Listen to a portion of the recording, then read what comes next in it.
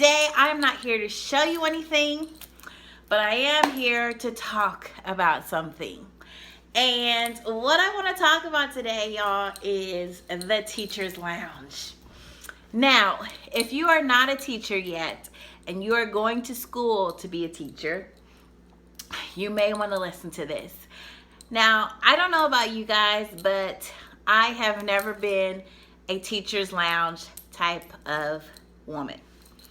So in college, okay, many years back in college, professors always told us, don't eat in the teacher's lounge. Don't get caught up in the teacher's lounge. My mentor teachers when I did my student teaching, my cooperating teachers, they informed me, don't eat in the teacher's lounge.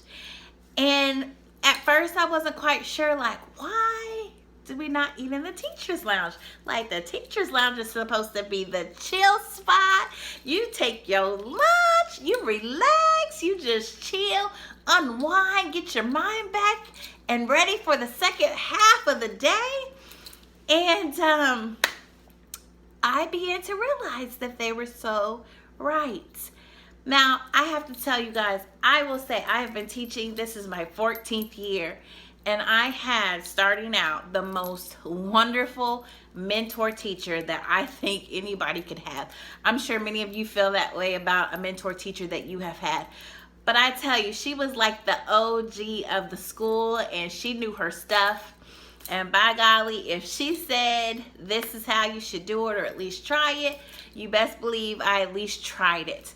And I will never forget, she told me, I eat in my classroom, I read the newspaper in my classroom while I'm eating my lunch.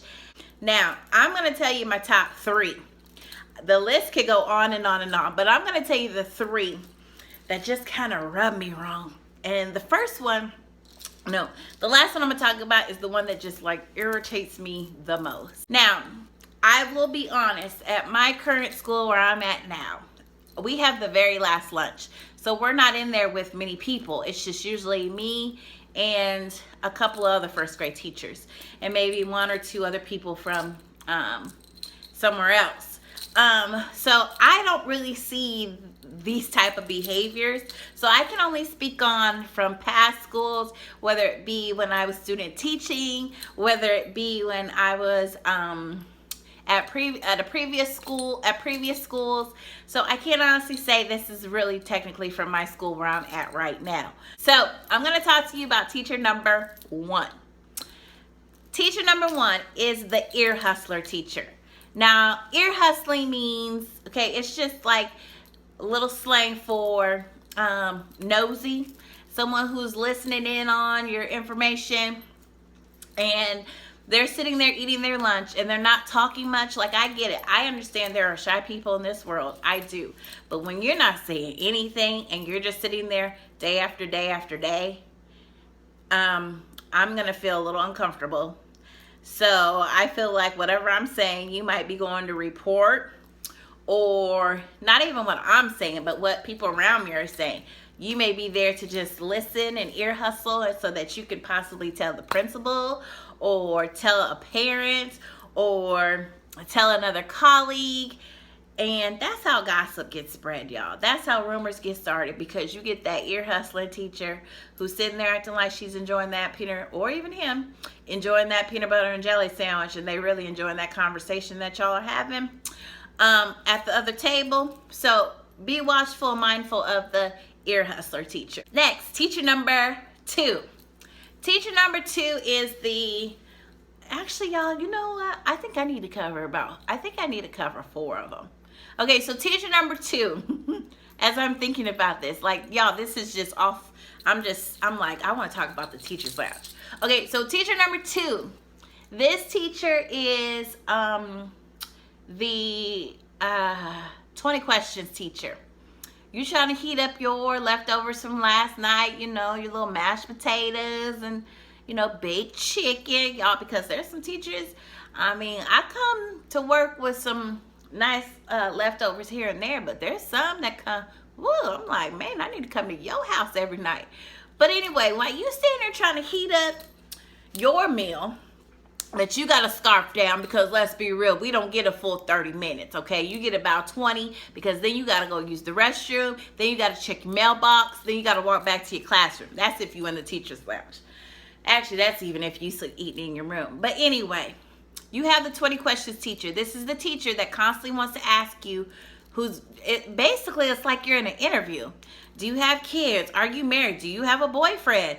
Do you want a boyfriend? Do you want to get married? Are you looking to date? Where's your family live? Where's your brother work at? Where's your sister-in-law work at?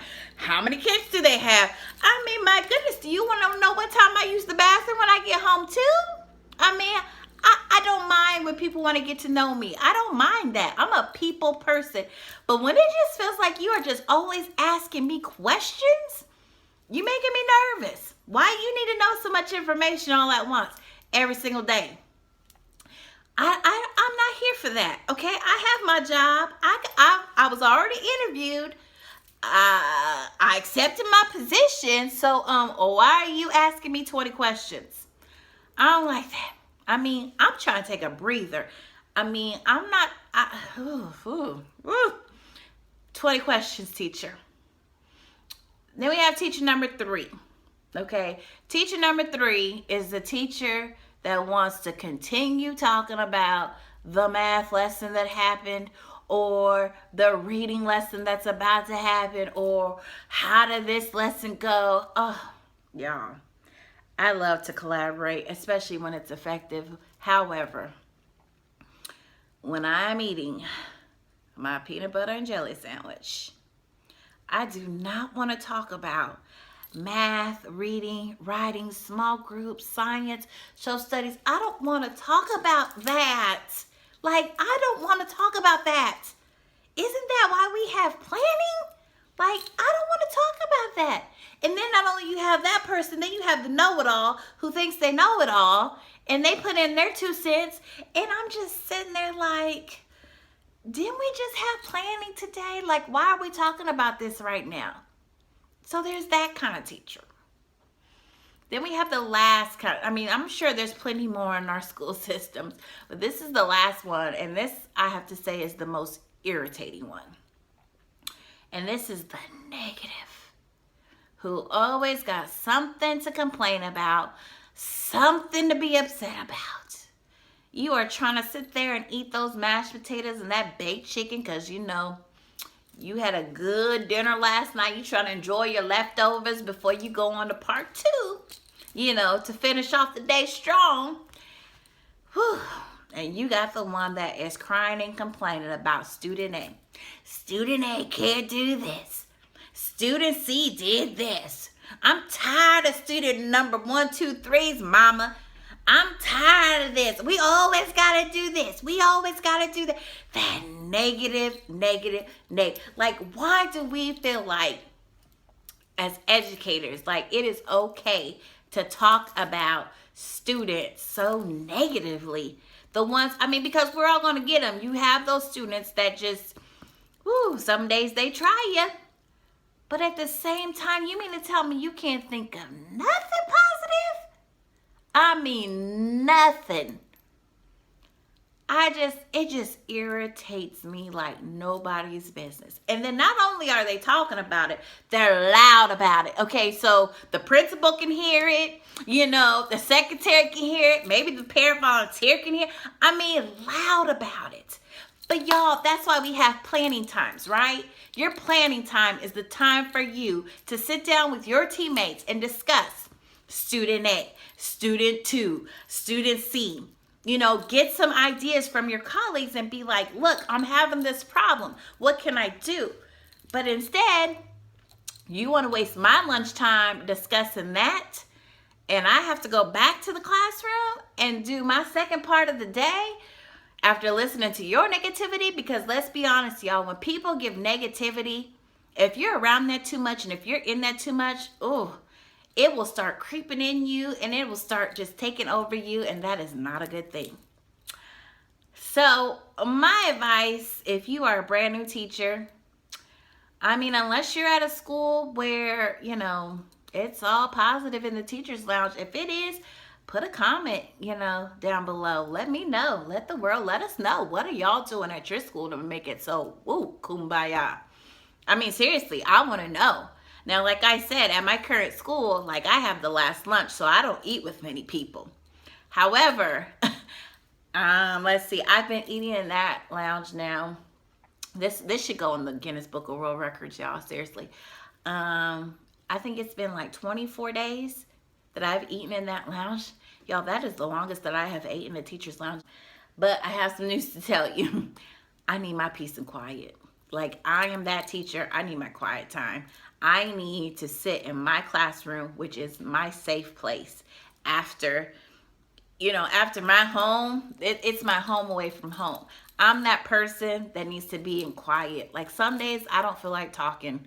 Like, I just need myself, my thoughts, read a couple scriptures from my Bible and say a little prayer and get my mind right. I enjoy that peace and quiet. Some people don't. Some people need all that goes on in the teacher's lounge. Me, I've never been that one to need it. So my advice to you guys, if you are not a teacher yet, beware of the teacher's lounge. Don't get sucked in.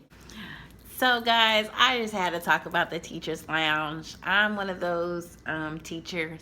I'm always going to be that teacher that's going to probably always eat in my classroom until I retire. And like I said before, like I did 20 plus days in the teacher's lounge. That was ever. I've never done that. That's why I said it should be in the Guinness book. I've never ate that many consecutive days in a teacher's lounge ever. Nothing against my peeps that I've been eating with. It's just I need my time. And always remember, as a teacher, as an educator, anybody in general, you take care of you first. Don't let anybody talk you into doing something that you know you don't want to do and you're not comfortable with doing. I'm comfortable with being in my classroom, so I'm going to take care of Miss May at the end of the day, because those kids need me, and they need me when I'm at my peaceful spot. You're getting negativity, and then you're going back to the classroom with that negativity. That's not a good look. I will see you next time. Hugs, blessings to you all.